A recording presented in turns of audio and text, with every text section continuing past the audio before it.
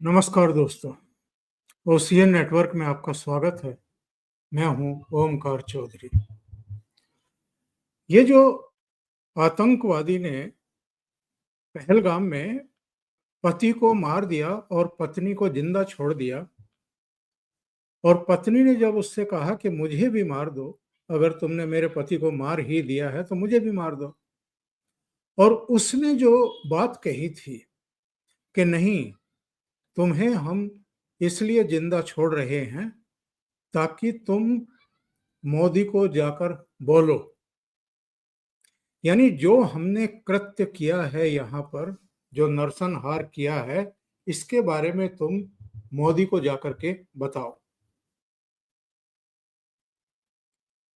एक तो ये आतंकवादी का उस महिला को कहना कि जाकर के मोदी को बताओ, और दूसरा राहुल गांधी का पार्लियामेंट में खड़े होकर के अमित शाह और नरेंद्र मोदी को ये कहकर के चुनौती देना कि लिख लो, इस बार आपको हम गुजरात में हरा कर दिखाएंगे। इन दोनों में आप कोई सिमिलरिटी समझते हैं, देखते हैं? एक आतंकवादी जो केवल और केवल गोली बरसाना और लोगों का, मासूम लोगों का, निर्दोष लोगों का, निहत्थे लोगों का खून बहाना जानता है, और किसी के कहने पर, किसी के सिखाने पर, किसी के ब्रेन वॉश करने पर सीमा पार करके इधर आया, और आकर के वो कहता है कि हमने इसलिए तुम्हें जिंदा छोड़ा है कि तुम जाओ और जाकर के मोदी को बोलो कि हमने ये कर दिया है। और पार्लियामेंट में खड़े होकर के राहुल गांधी का कहना कि लिख लो, इस बार मोदी और शाह को, भारतीय जनता पार्टी को हम गुजरात में हरा करके दिखाएंगे। इसकी क्रोनोलॉजी समझने की एक्चुअल में जरूरत है। मोदी से ये आतंकवादी और आतंकवादियों के आका और उनके भी आका, यानी जो डीप स्टेट है पाकिस्तान का, जो आईएसआई है, जो मिलिट्री का इनका एस्टेब्लिशमेंट है, वो इस कदर फ्रस्ट्रेटेड हो गया है कि वो आतंकवादियों को कहकर के भेजता है कि साहब, आप मोदी को चैलेंज करके आओ कि तुमने तो बहुत प्रयास करके देख लिए। जम्मू कश्मीर में एक तरीके से फिजा ही बदल दी। लोगों का जो एक नेगेटिव सोच थी, उसमें भी कहीं ना कहीं थोड़ी सी सकारात्मकता एक वर्ग में देखने को मिल रही है, और वो इसलिए भी किलसे हुए हैं, इसलिए भी बेहद नाराज है, क्योंकि उनकी जो बरसों की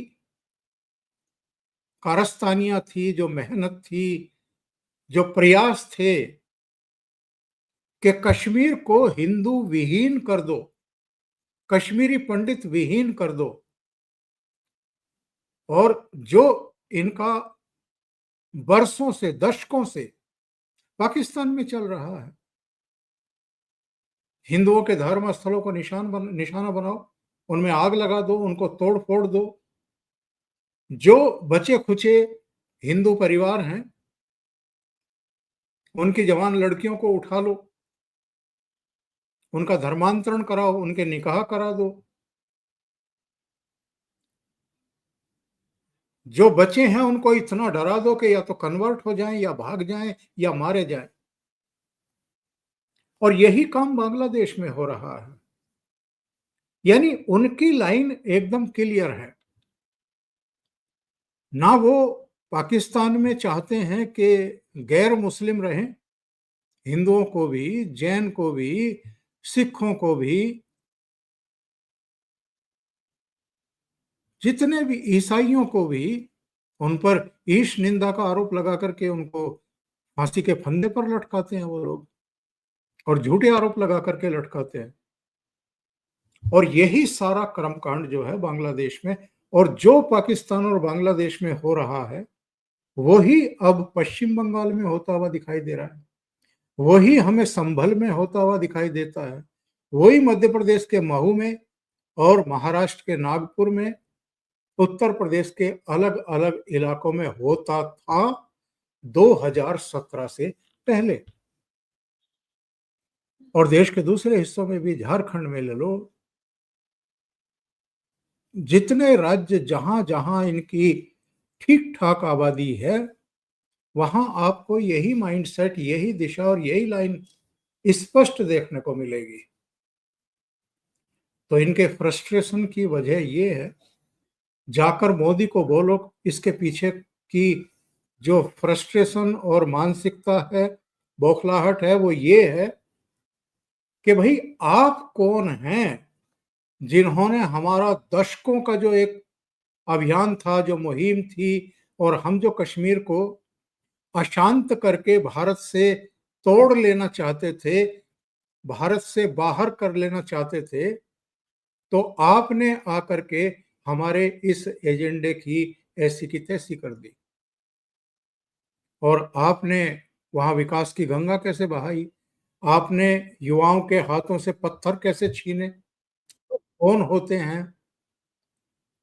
चिनाब पर दुनिया का सबसे ऊंचा ब्रिज आपने बना करके रेलवे दौड़ा दी, वहां मेडिकल कॉलेज बना दिए, एम्स बना दिए, आईआईटी दे दी, इंफ्रास्ट्रक्चर, इतनी सुरंगें बन गई हैं, इतने हाईवे और एक्सप्रेसवे बन गए हैं, जम्मू कश्मीर को पूरे देश से जोड़ दिया है, और करोड़ों की संख्या में वहां पर्यटक पहुंच रहे हैं।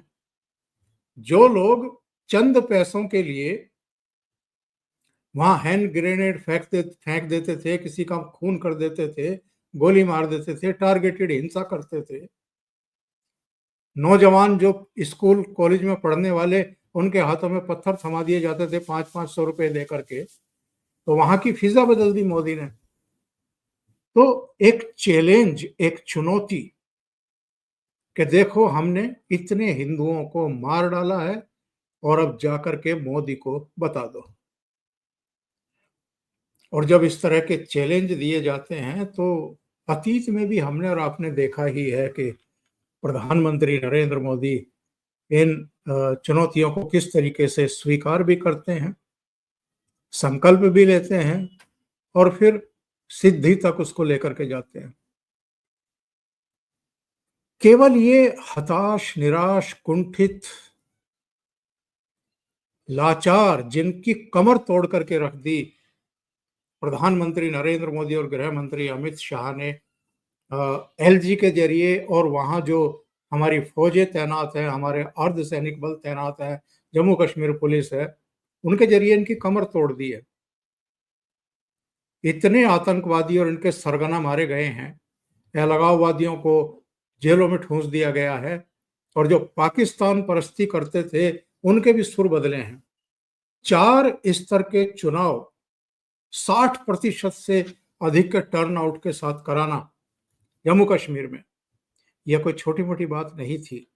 उस जम्मू कश्मीर में जहां 10-12% टर्नआउट होता था, हद से हद 12%, 13%, 14%, कहीं कहीं अब से कुछ साल पहले ज्यादा टर्नआउट हुआ करता था, लेकिन इधर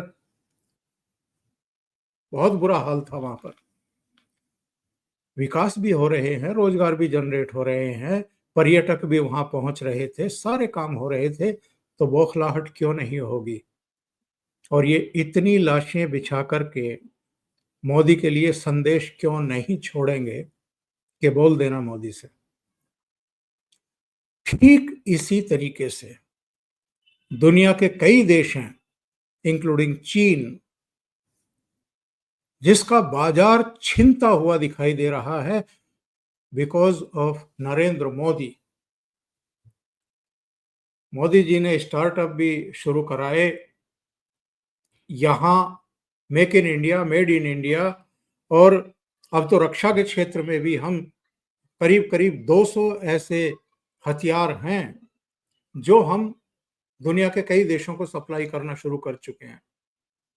20,000 करोड़, 22,000 करोड़ पिछले सालों में हम लोगों ने निर्यात से और खास तौर से डिफेंस सेक्टर में निर्यात से ही कमाए हैं। जो भारत एक सुई भी आयात करता था, वो आज बहुत सारे साजो सामान डिफेंस के भी और नॉन डिफेंस के भी अब बना भी रहा है और दुनिया को सप्लाई कर रहा है। चीन के लिए बड़ी चुनौती बन गया है, क्योंकि चीन के लिए तो भारत का इतना बड़ा बाजार एकदम खुला हुआ था। तो चीन तरह तरह की साजिशें उसने रची। पहले डोकलाम में हमें टेस्ट किया, उसके बाद गलवान घाटी में, पूर्वी लद्दाख में 4 साल, 4.5 साल तक स्टैंड ऑफ की मुद्रा में रहे। चीन की सेना भी आकर के खड़ी हो गई, भारत की सेना भी जाकर के खड़ी हो गई कि आ जाइए। अब चीन की समझ में आ रहा है। इसी तरीके से दुनिया के कई देश, ये जो भारत का उभार है, ये जो आर्थिक शक्ति के रूप में जिस तरीके से भारत उभरा है, और ये जो पाकिस्तान का फ्रस्ट्रेशन आप देखते हैं, उसकी वजह क्या है? उसकी वजह तो यही है कि भारत इतना शक्तिशाली हो गया है, आर्थिक रूप से भी, सामरिक दृष्टि से भी।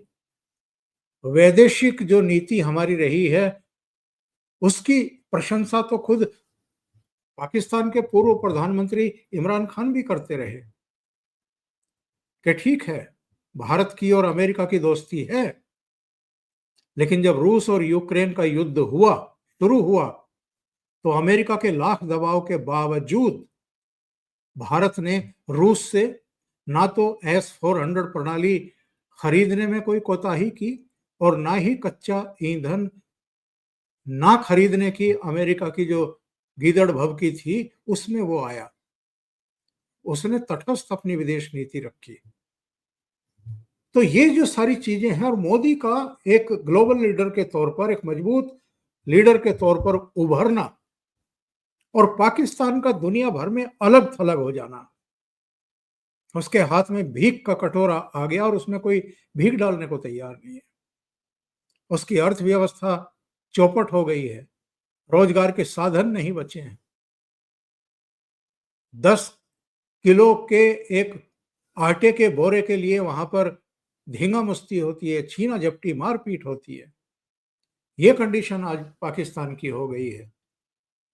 और भारत का जो टैलेंट है, वो आईटी जगत में भी दुनिया के जो टॉप मोस्ट मंच हैं उनको संचालित कर रहे हैं। सत्य नडेला हो, पचौरी हो,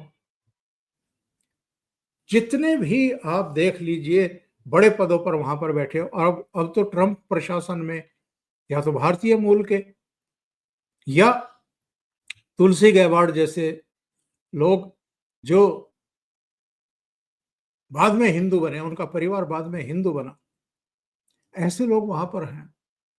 तो इनके फ्रस्ट्रेशन का तो आप अंदाजा ही नहीं लगा सकते।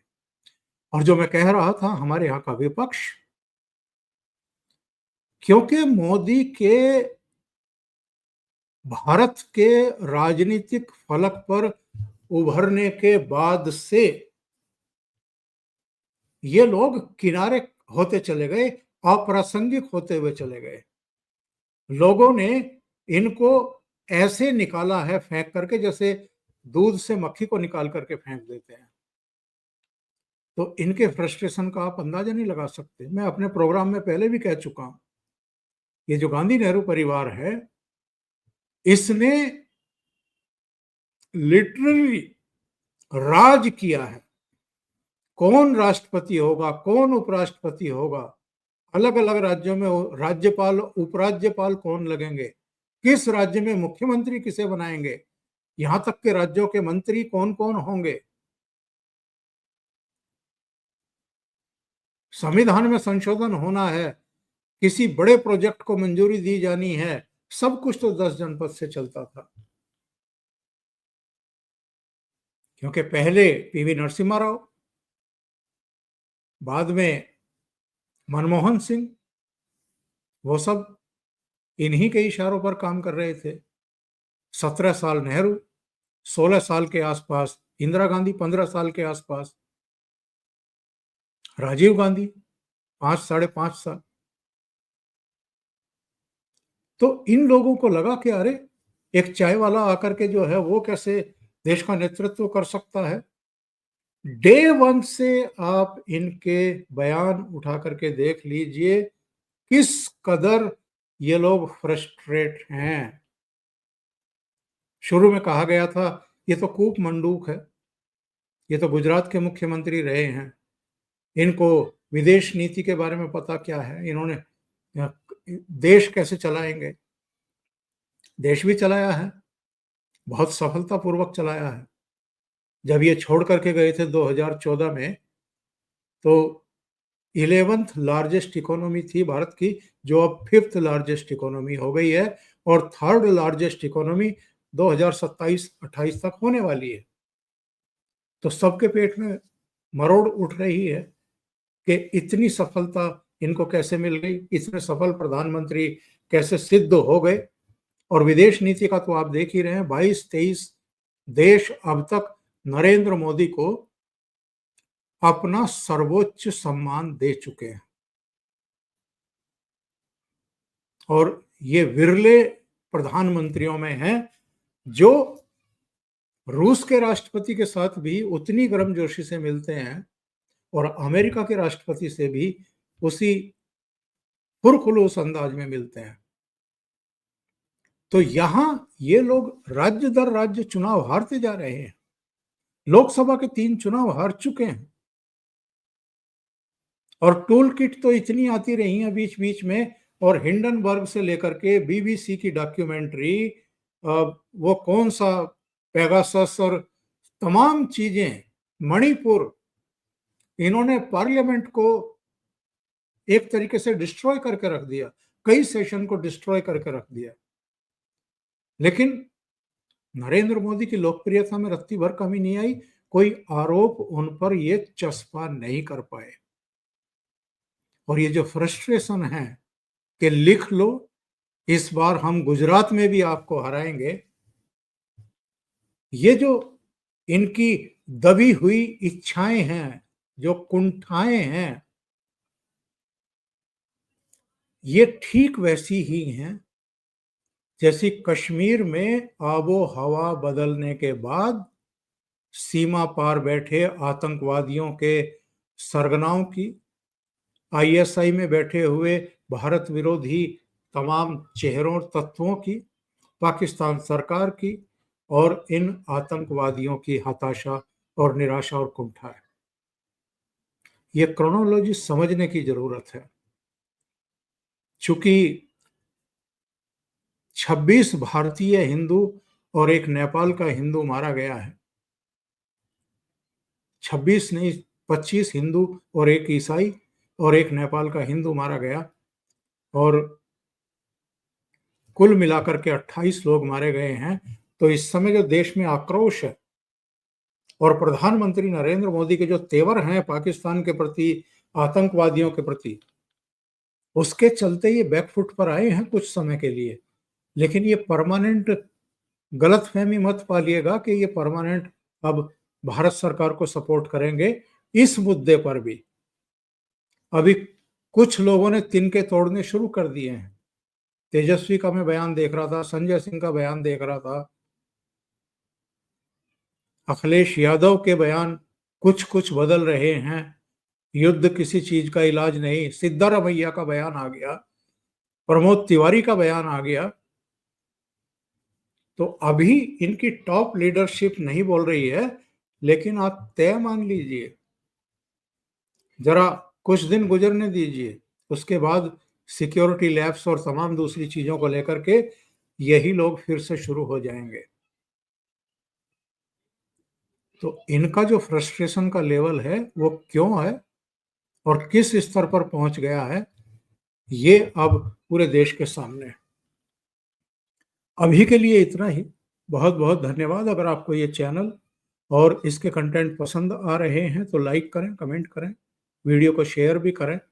अभी तक अगर आपने ये चैनल सब्सक्राइब नहीं किया है तो सब्सक्राइब कर लें और साथ में लगे बेल आइकॉन को दबा दें ताकि आगे आने वाले वीडियो और उनके नोटिफिकेशन आप तक पहुंचते रहें। बहुत बहुत धन्यवाद। नमस्कार।